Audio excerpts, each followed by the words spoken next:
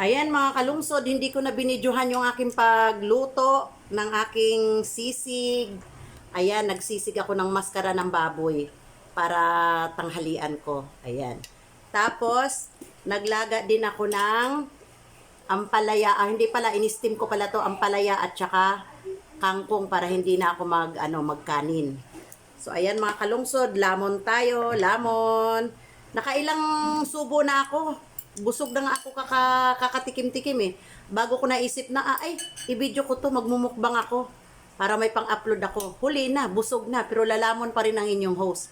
Diyos ko, kung titingnan yung itsura ng inyong host, parang sinambunutang palaka. Yan. Mmm. Mmm.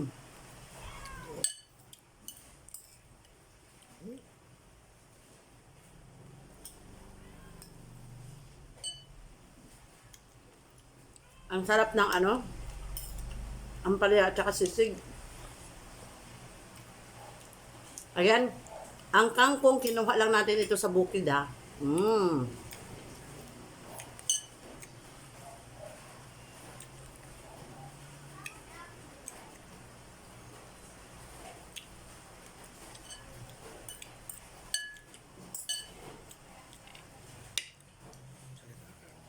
Ang sarap.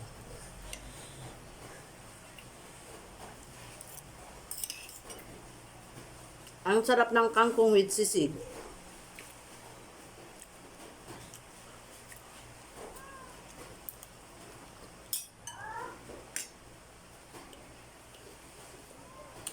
Sabi ko kanina habang naghihiwa ako, sabi ko, maliligo muna ako bago kakain. Ay hindi na, tinuloy-tuloy ko na. Tsaka na lang yung paligo. Baka mawala yung takam ko. Ayan.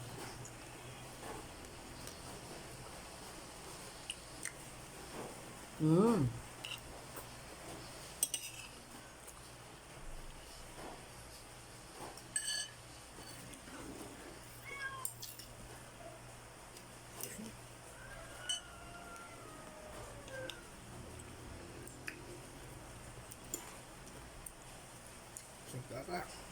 Alam, kain. Lamon. Maglagay tayo ng walang bra-bra.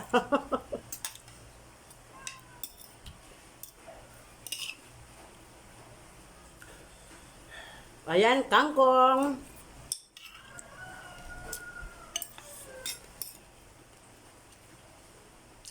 Wala nang kanin-kanin.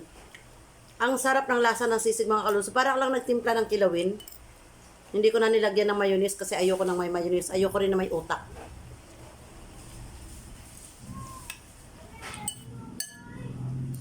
Liwanag mo paano luto. Liwanag. Basta ito mga kalungsod. Siyempre hugasan mo muna, lilinisan mo muna. Malinis naman yan kasi sa Marikina, malinis na bago din na dinidisplay. Pero kailangan linisin mo pa rin ulit.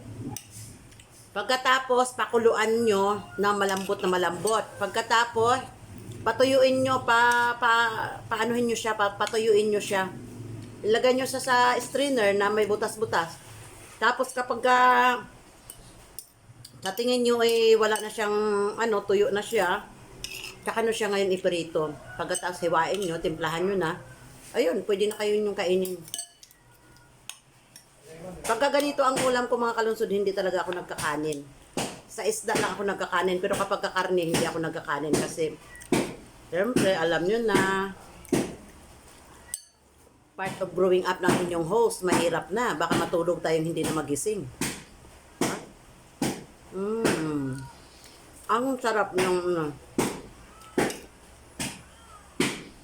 kangking.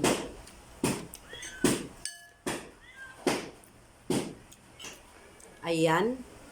Ahahaha.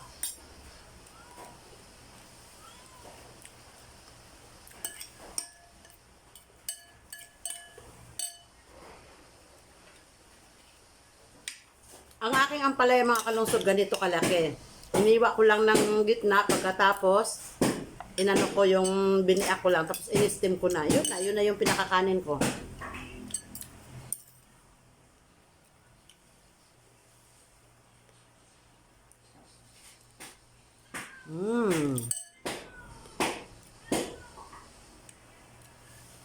So, ayan lang mga kalungsod. And thank you for watching. Ayan, lalamon na ako uli. Ayan mga kalungsod, ang ano pala, ang halo dito sa sisig ko ano lang. Siling green, tapos siling pula, tapos sibuyas, tapos luya, pinupinuhin nyo lang ng hiwa. Pagkatapos nilagyan ko siya ng dayap at saka kalamansi. Tapos timplahan nyo na, lagyan nyo pa rin siya ng suka kahit may dayap na at saka may kalamansi. Para sumarap.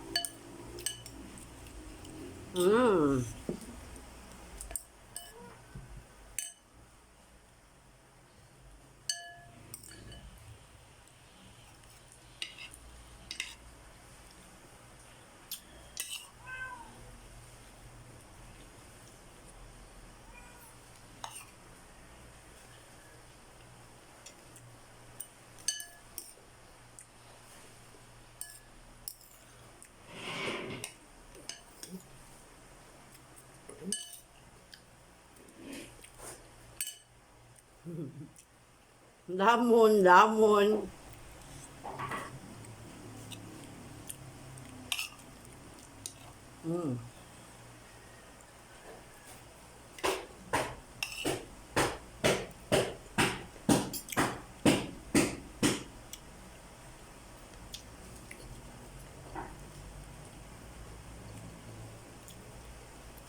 Ayan mga kalungsod, halos maubos ko na.